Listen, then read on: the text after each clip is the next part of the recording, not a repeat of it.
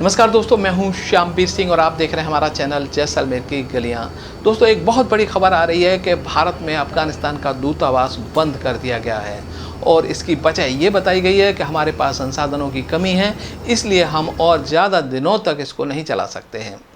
लेकिन मैं आपको बता दूं कि भारत में दूतावास का बंद होना एक बहुत बड़ा संकेत है।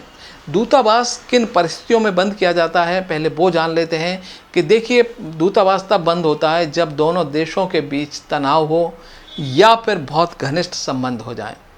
तो अभी अफ़गानिस्तान से तनाव जैसी कोई चीज़ नहीं है। हाँ, अफ़गानिस्तान से भारत के संबंध जरूर घनिष्ठ हो गए हैं और इसका मैं कारण बताता हूँ कि दूतावास की क्यों ज़रूरत नहीं पड़ती है। इसका कारण ये है कि देखिए, भारत से कोई अफ़गानिस्तान जाना नहीं चाहता, तो मुझे लगता है कि वहाँ पे काम भी नहीं होगा, वर्क भी नहीं होगा। और मुझे लग रहा है कि जिस प्रकार से भारत अफ़गानिस्तान की मदद कर रहा है, जिस प्रकार से हमारे बजट में 200 करोड़ का प्रावधान किया गया था अफ़गानिस्तान के विकास के लिए, उससे उनको लगता है कि भारत तो हमारा मित्र देश है, वो गेहूँ, चावल, अनाज भी भेज रहा है। तो यहाँ से जो लोग अफ़गानिस्तान जाना चाहें तो उनको वीज़ा की कोई ज़रूरत नहीं है, क्योंकि भारत से अफ़गानिस्तान को कोई ख़तरा नहीं है। यही कारण है कि आप जा सकते हो अफ़गानिस्तान। एक तो ये कारण हो सकता है।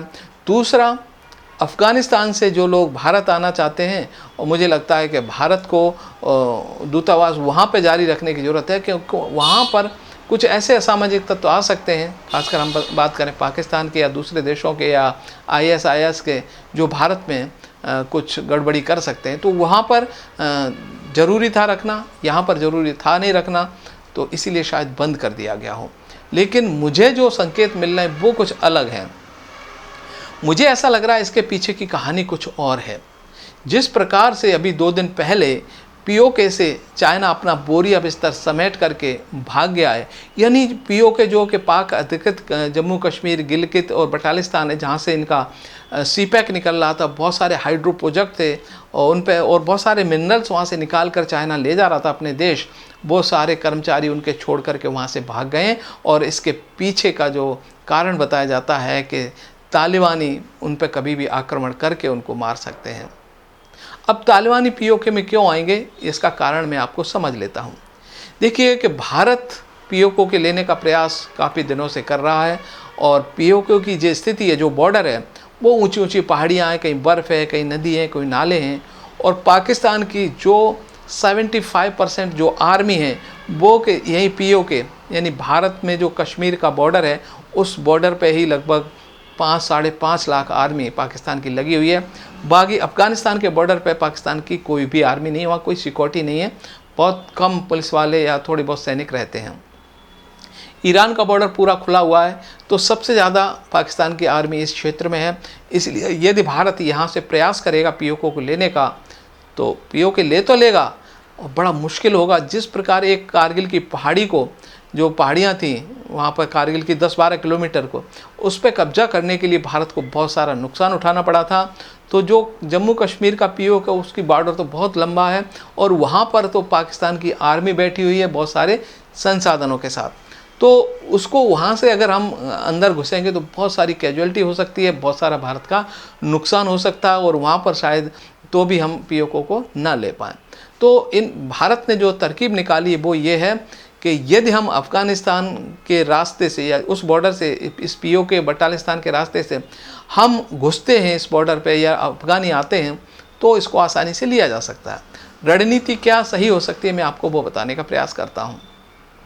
क्योंकि पाकिस्तान की आर्मी POK के बॉर्डर पर बैठी हुई है और वहाँ से अफ़गानिस्तानी धीरे धीरे आगे बढ़ते हुए और हमारे POK जो भारत पाकिस्तान का बॉर्डर है वहाँ तक आ जाते हैं और पाकिस्तान की जो उस तरफ जो सरहद है, उनका रसद है, आने जाने के रास्ते वो सारे अगर ब्लॉक कर दिए जाएं, तो ये जो आर्मी है भारत और पाकिस्तान बॉर्डर पे, ये यहाँ फंस जाएगी और इनको रसद जब नहीं मिलेगी तो ये सरेंडर कर देंगे।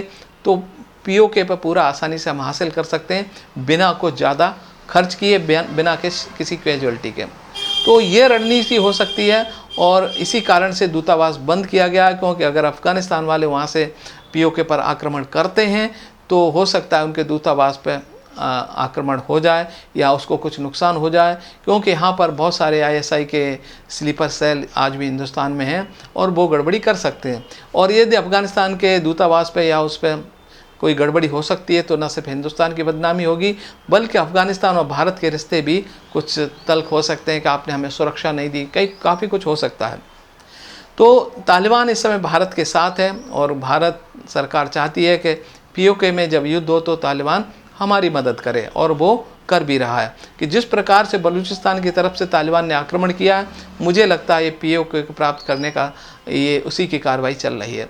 धीरे धीरे जो तालिबान वहाँ से आगे बढ़ते होगा और ये आक्रमण पीओके तक पहुँचेंगे।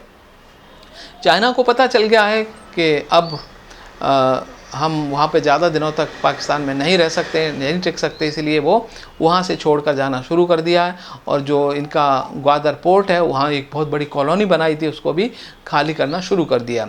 तो फ़िलहाल जो सीपैक है उससे भी चाइना ने हाथ खींच लिए हैं, और चाइना नहीं चाहता है कि पीओके में जब भारत का कार्रवाई होगी तो यदि कोई सैनिक मरें,